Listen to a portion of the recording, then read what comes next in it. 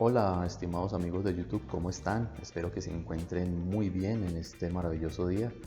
En esta ocasión les mostraré unos breves apuntes sobre los principales conceptos de principios de economía que les permitirá comprender mejor esta maravillosa ciencia. La primera pregunta que normalmente nos surge es ¿qué es la economía? Y si lo definimos, pues significa el estudio de cómo usan las personas sus recursos escasos en un intento por satisfacer sus necesidades ilimitadas. Ahora bien, si lo miramos desde el sentido etimológico, proviene del latín el que administra el hogar y parece un poco peculiar, pero realmente los hogares y la economía tienen más similitudes de las que nos imaginamos. Más adelante lo vamos a comprobar. Entonces, cuando hablamos de los recursos escasos, pues vamos a definir primero qué son los recursos. Y cuando hablamos de recursos nos referimos a los insumos o factores de producción utilizados para poder producir los bienes y servicios que la humanidad necesita. Entonces, cuando hablamos de los recursos nos referimos a todo aquello que se requiere para poder llevar a cabo las actividades económicas que permitan satisfacer las necesidades humanas. Por ejemplo, el trabajo, que se refiere al esfuerzo físico y mental que el hombre utiliza para producir bienes y servicios.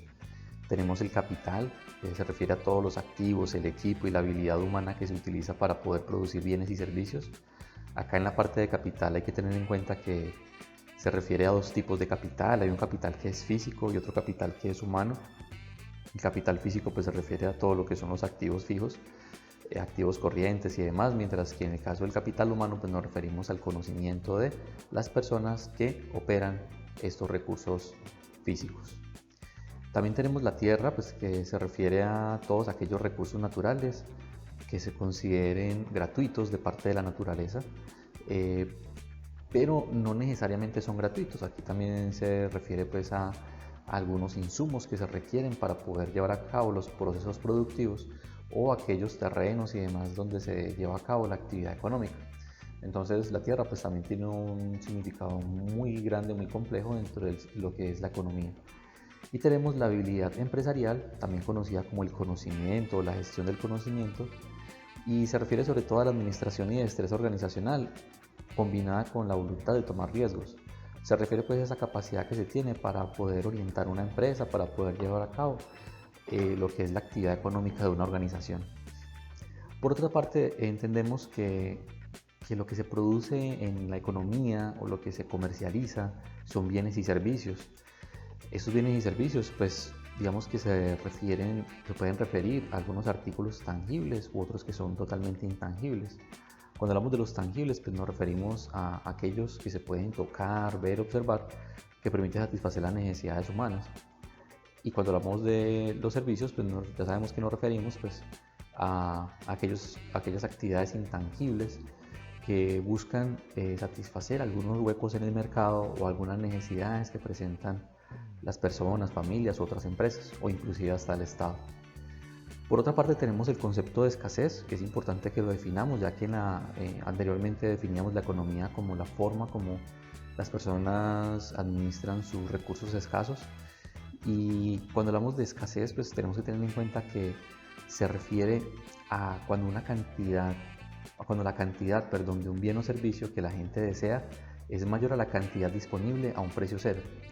En otras palabras, pues para que vamos a explicarlo de una manera mucho más sencilla, se refiere a la naturaleza limitada de los recursos escasos, es decir, todos los recursos que existen en la economía tienen un límite, o la mayoría de ellos, y cuando se refiere a un límite se tiene que hablar de escasez, es decir que hay un carácter limitado de esos recursos, por lo que hay que hacer un análisis de relación entre eficiencia y equidad que lo vamos a ver más adelante. Cabe aclarar que hay algunos bienes y servicios que son gratuitos, que son aquellos cuya cantidad disponible a precio cero excede la cantidad que la gente desea, como por ejemplo el aire, el agua del mar, entre otros. Sin embargo, esto puede cambiar dependiendo de la sociedad o dependiendo del sistema económico o de la época en la que nos encontremos.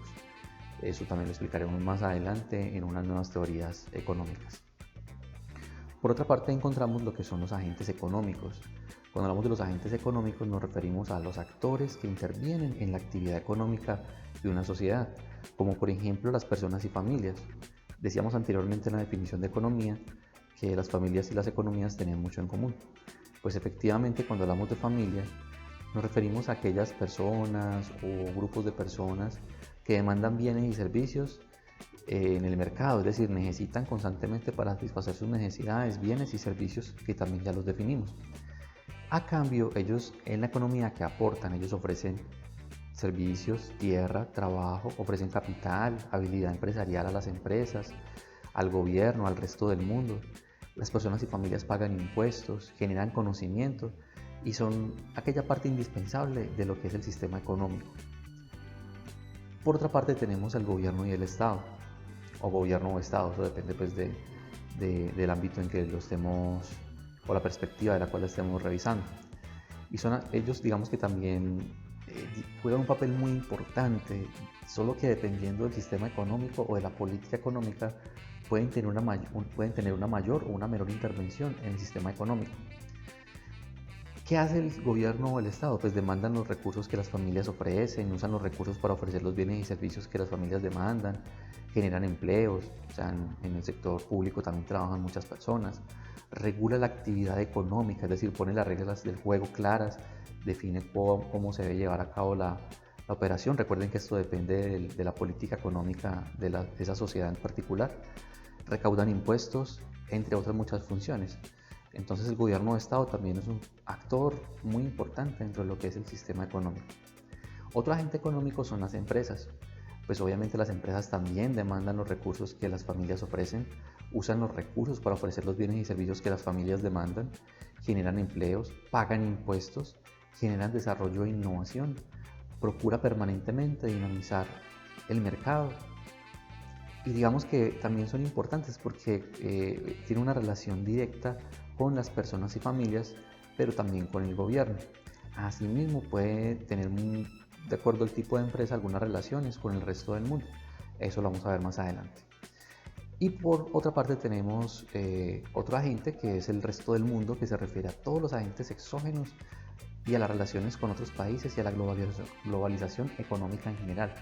Es decir, cuando hablamos de la globalización, pues hay elementos de comercialización, de producción, inclusive de gestión del talento humano, que obedece a esas tendencias mundiales y que también afectan el sistema económico de cualquier país.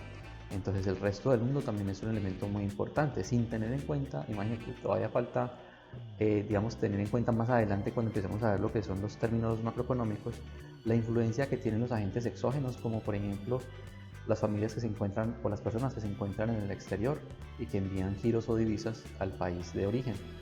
Eso influye considerablemente en la economía. O aquellos que trabajan en este país y envían giros hacia sus familiares en otros países, también afecta la economía. Entonces son algunos aspectos, simplemente por nombrarlos, de lo que es el resto del mundo. Por otra parte, hay que definir lo que son los mercados. Cuando hablamos de mercados nos referimos a los medios por los cuales los vendedores y compradores llevan a cabo su intercambio. Ahora, este mercado no tiene que ser necesariamente un lugar físico, puede ser también un lugar virtual. El mercado se puede dar de muchas maneras. Entre sus principales funciones se encuentran, por ejemplo, reunir las dos partes que participan en la demanda y la oferta, es decir, reúne a oferentes y demandantes en un lugar determinado. Recuerden que este puede ser físico o virtual. También determinan los precios, las cantidades a comercializar, entre muchos otros aspectos o entre muchas otras funciones que cumplen los mercados.